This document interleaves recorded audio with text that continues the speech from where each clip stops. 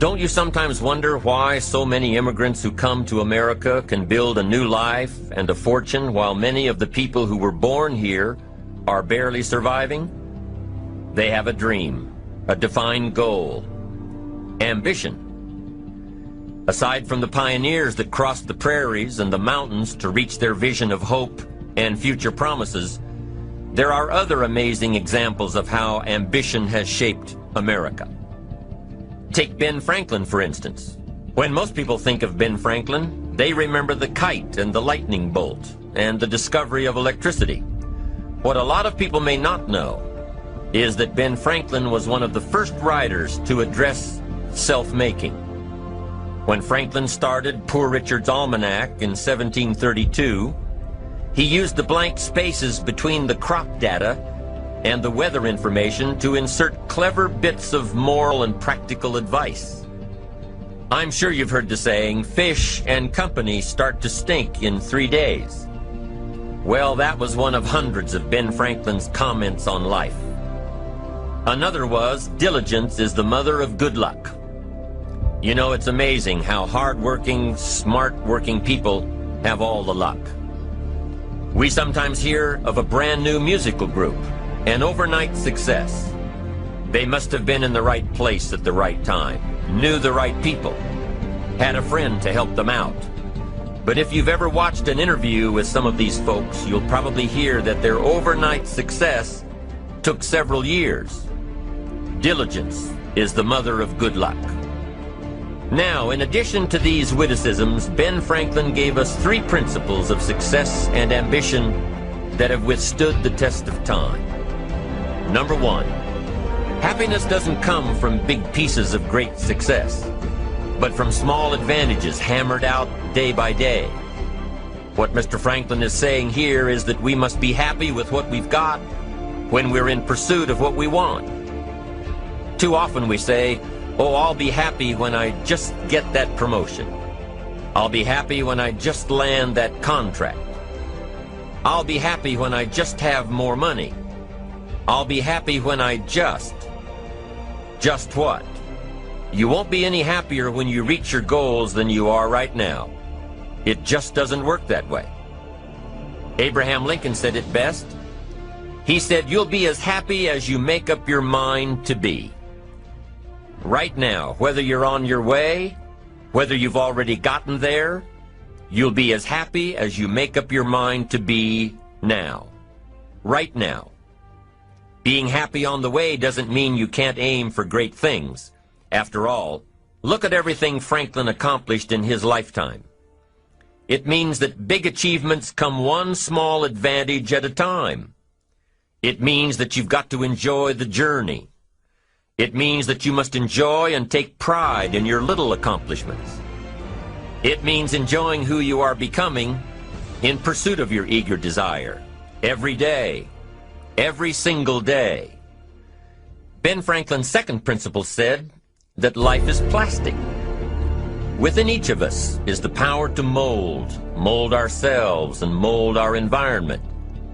It is up to each of us to begin this molding process with a final product in mind.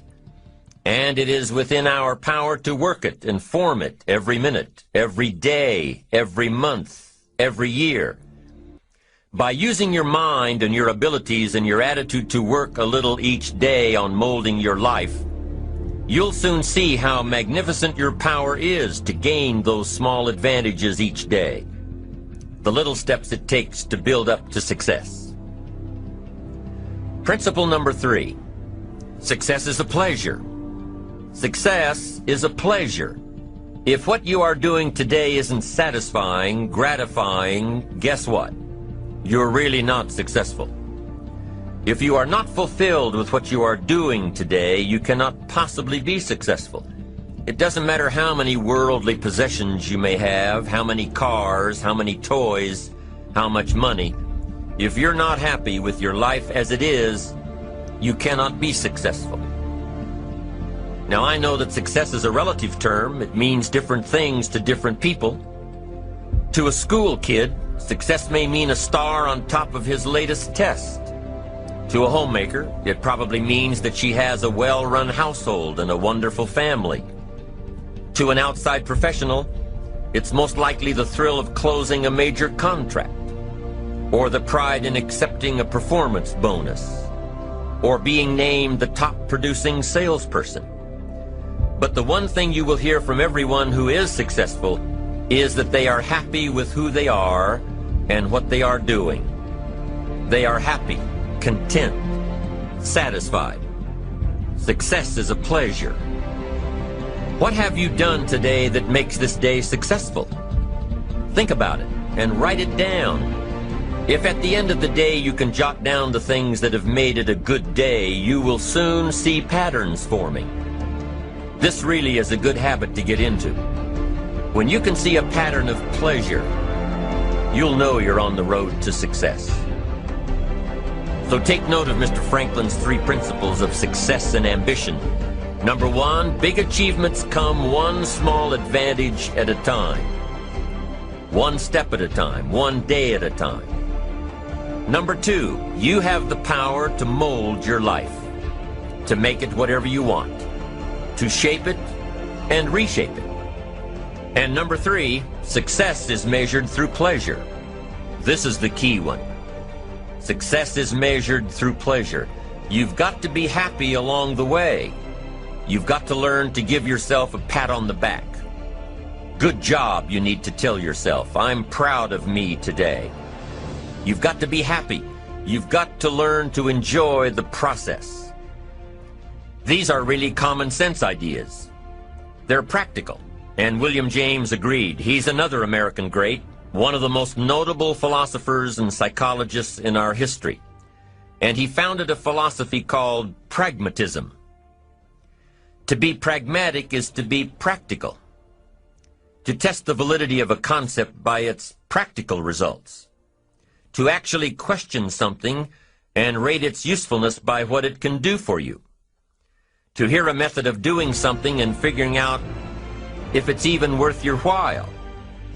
One of the issues Mr. James dealt with in his lifetime was, what does it mean to be a success, a significant person? After years of pondering this question, William James described success as a combination of 2 things. Number 1, an inner ideal which is followed persistently with courage. And number 2, outer achievement related to that ideal. Let's go back to number 1, an inner ideal which is followed persistently with courage. I take that to mean defining a goal and having the resolve to complete it. No matter what, I'll do it or die.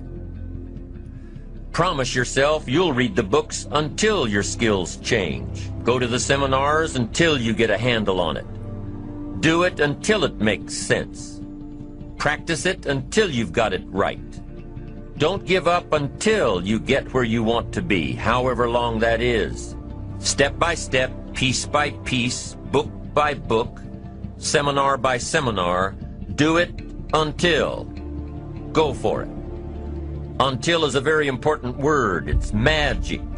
It means that you'll never give up. Don't miss the chance to grow, to pay the price, until you learn, change, grow. You'll discover some of life's great treasures when you pay that price. William James' second part to success dealt with the outer achievement related to that ideal. You need both aspects to really be a success.